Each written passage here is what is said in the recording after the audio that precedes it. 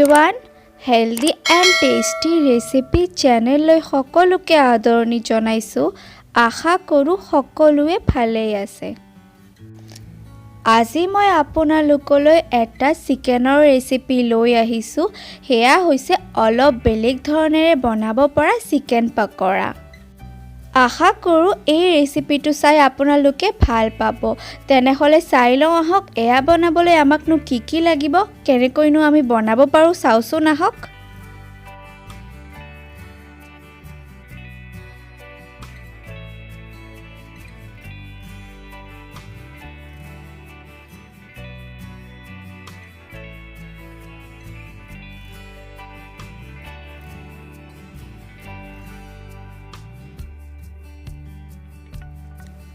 Chicken pakora बनाबोलै मैं याते आधा किलो मांस लैसो।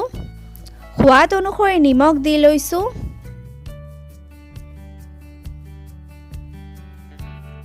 प्रयोजन अनुसरी रेड चिली पाउडार दी लैसो।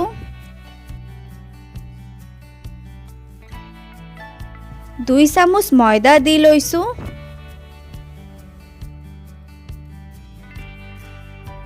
3 চামুচ চাউলৰ গুড়ি दी लैसो।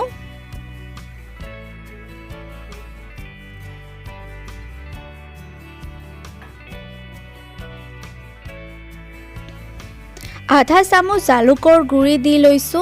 जलाटो आपुनार प्रयोजन अनुसरी लब। 1 चामुच आदा নহৰুৰ पेस्ट दी लैसो।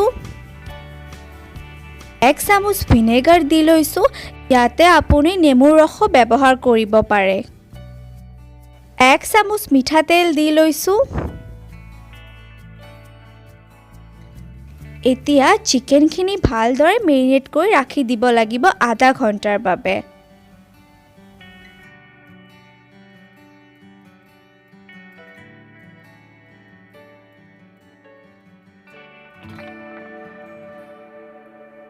एतिया एटा बाटी दुटा कणित अकणमान निमख दी भालदरे फेटी लैसो।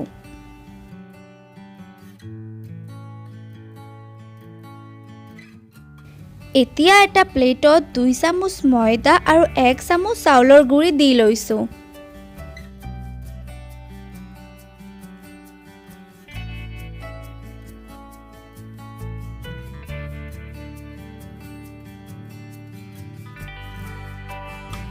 अकणमान रेड चिली पाउडार दी लैसो। जालुकर गुड़ी दी लैसो।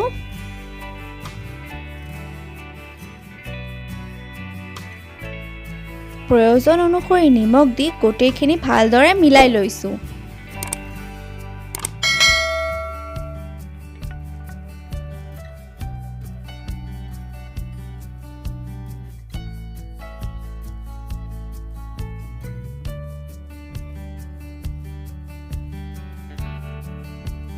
एतिया आधा घंटा पिছত मेरिनेट কৰি ৰখা মাংসখিনি এটা এটাকৈ ময়দাত কোট কৰি কণিত দেখুৱাৰ ধৰণে ডুবাই লৈছো আৰু তাৰ পিছত তেলত দি লৈছো।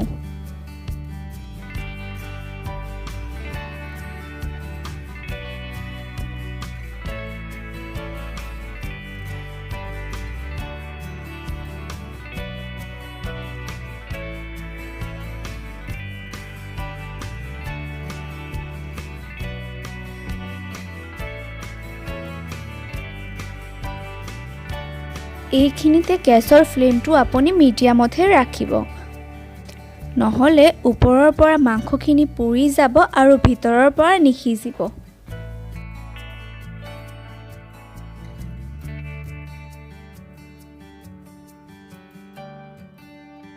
এটা সাইড ভাজি লোৱাৰ পিছত মই ওলটাই দিছো আন এটা সাইড ভাজিবৰ বাবে। চিকেনৰ এটা সাইড ভাজিবলৈ মোৰ 5 পৰা 7 মিনিট সময় লাগিছিল।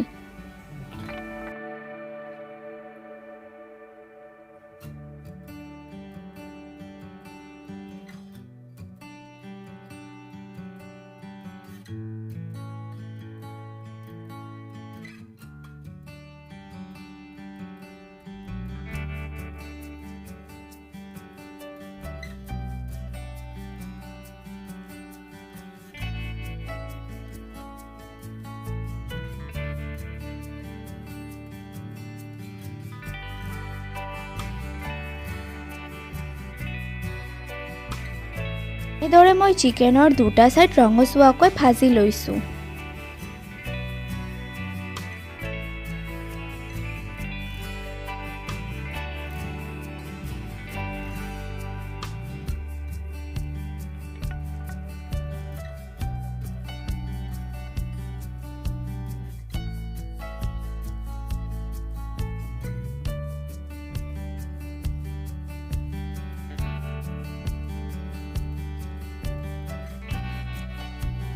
এয়া চিকেন পকৰাখিনি ভাজি লোৱা হৈ গৈছে, মই প্লেটত উঠাই লৈছোঁ।